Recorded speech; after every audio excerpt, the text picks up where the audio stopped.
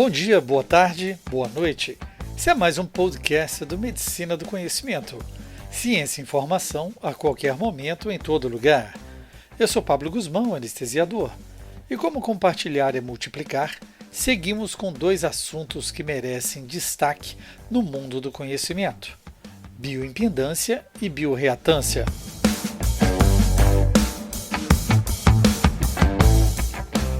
Há algumas décadas, nos deparamos com técnicas de diagnóstico ou terapias médicas que tiveram suas origens em laboratórios de pesquisas de diferentes áreas da física.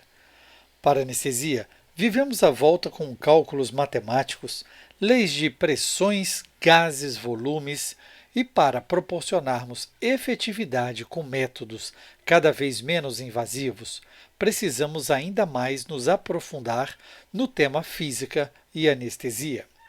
Que tal um pouco mais sobre bioimpedância e bioreatância na nossa prática clínica? Bioimpedância refere-se à resposta de tecidos biológicos à aplicação de uma onda de corrente elétrica.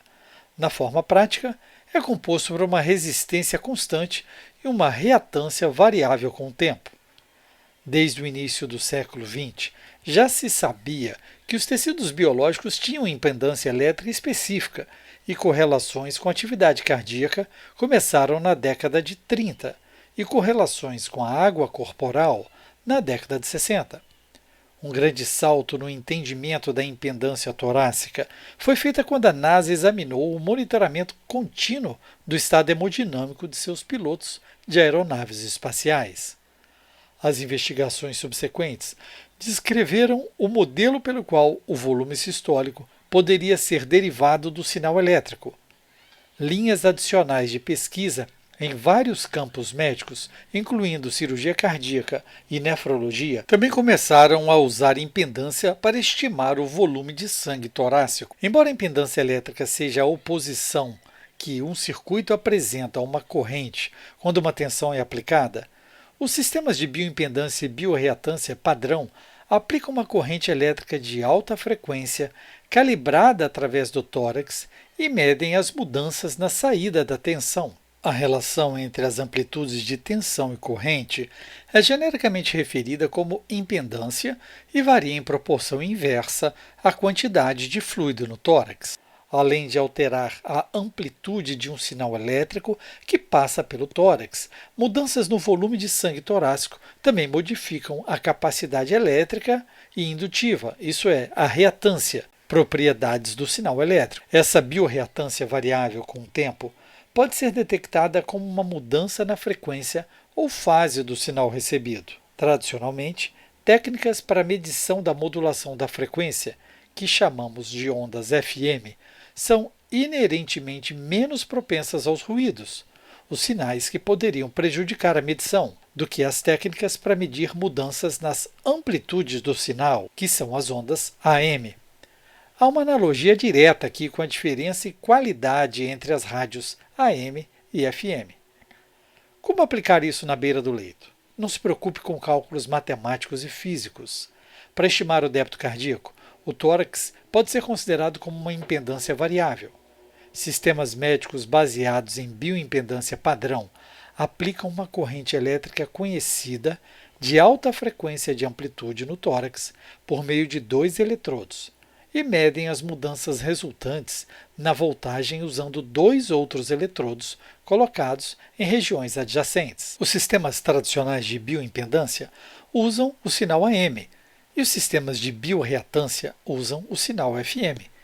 Embora as curvas representando as ondas AM e FM ao longo do tempo tenham a mesma forma, após o dimensionamento apropriado, a análise das ondas FM produz uma melhor relação entre o sinal e o ruído, o que identificamos como interferência de outro dispositivo ou sistema eletrônico. Os sistemas de bioimpedância e bioreatância são baseados nos mesmos modelos físicos, ligando a mudança no volume aórtico e a mudança na impedância torácica. Por exemplo, se emitirmos e recebemos simultaneamente através ou ao redor do tórax uma corrente alternada, uma mudança na impedância torácica pode ser devida a uma mudança no fluxo sanguíneo, o volume pelo tempo. Pode-se calcular a média do efeito da ventilação nesse fluxo sanguíneo. O volume de sangue dos vasos de baixa pressão, veias, é relativamente constante. A espessura das paredes do miocárdio isola eletricamente os volumes de sangue intraventriculares. Esses 4 primeiros princípios nos permitem considerar que uma mudança na impedância torácica se deve principalmente a variações do volume do sangue aórtico. Variações da impedância na artéria pulmonar também estão ligadas ao volume sistólico.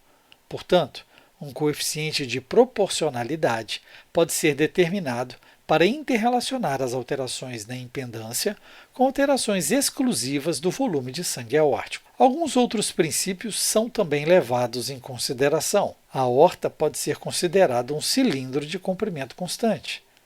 A resistividade do sangue é constante para que a concentração de hemoglobina seja estável durante as medidas.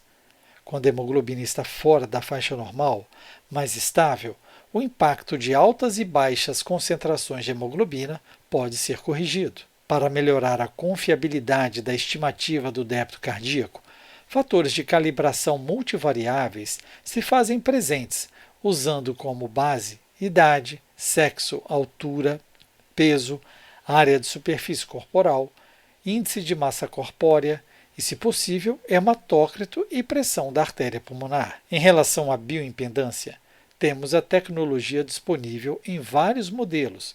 E embora os primeiros estudos em ambientes controlados tenham produzido resultados interessantes, e apesar do desenvolvimento de algoritmos progressivamente mais complexos, estudos mais recentes mostraram resultados conflitantes em relação à precisão individual dos métodos baseados na bioimpedância para populações específicas. Discrepâncias foram mais frequentes em artigos que estudam pacientes hospitalizados em unidades de terapia intensiva e cuidados pós-operatórios, onde erros percentuais maiores que 50% foram observados. A falta de precisão consistente mostrada por esses estudos pode ser devida à relação sinal-ruído inerentemente baixa dessa abordagem, mas também para discordâncias entre a população de referência usada para a normatização de valores e os pacientes em populações individuais.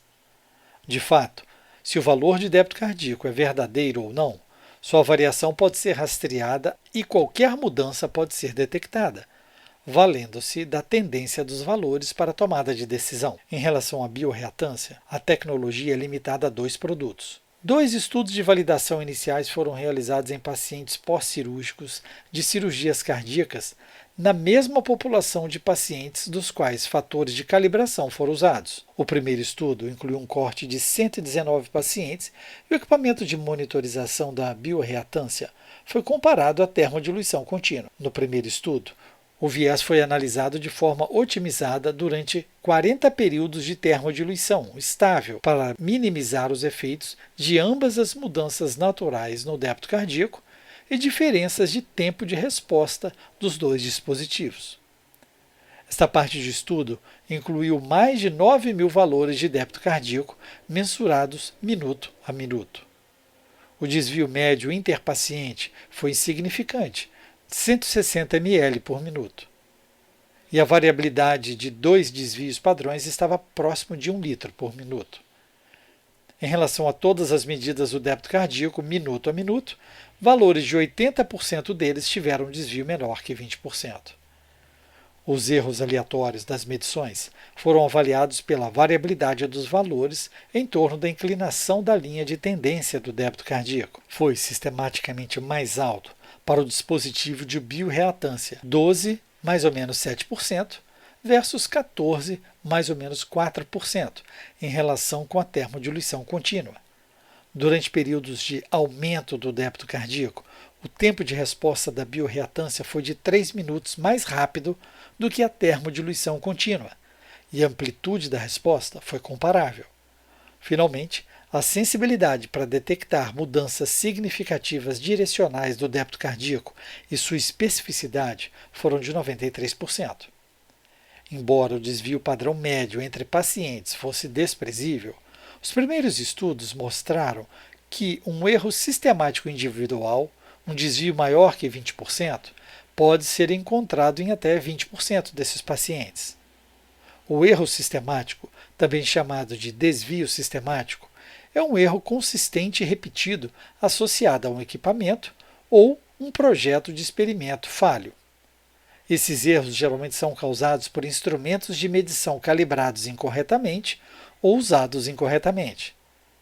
Essas limitações foram ampliadas em outras configurações, e a medida do débito cardíaco por biorreatância não foi considerado o método ouro em populações mais heterogêneas de pacientes. No entanto, a boa precisão permite uma boa resolução e tempo de resposta próximo a 1 minuto, comprovando ser útil com populações homogêneas de pacientes e quando um determinado paciente pode ser tomado como sua própria referência, como para a otimização de um procedimento como um marca-passo ou desafios hemodinâmicos com reposição de fluidos e drogas vasoativas. Novos desenvolvimentos são necessários para entender melhor a composição do sinal e os meios de melhorá-lo. Na verdade, a monitorização hemodinâmica não invasiva contínua continua sendo uma meta diária, dadas suas vantagens potenciais. Esse podcast tem um apoio científico da Baxter Hospitalar, na interseção entre salvar e prolongar vidas, com seu compromisso de nos ajudar a enfrentar os desafios e aproveitar as oportunidades cada vez maiores nos cuidados do paciente. Ative a notificação para ser informado quando o novo podcast for publicado e a qualquer momento, em todo lugar, escute a rádio web no www.medicinadoconhecimento.com.br. Escolha sua plataforma, ouça mais podcasts, siga lá no Spotify, Deezer, iTunes, Google Podcast, SoundCloud, YouTube e mais uma dezena de agregadores. Medicina do Conhecimento, você escolhe o player da sua preferência. É importante seu feedback, compartilhando nas redes sociais, deixando seu like. Isso aumenta a divulgação do projeto. Fique ligado nas redes sociais, Twitter, Facebook e Instagram, Medicina do Conhecimento. Afinal, compartilhar é multiplicar.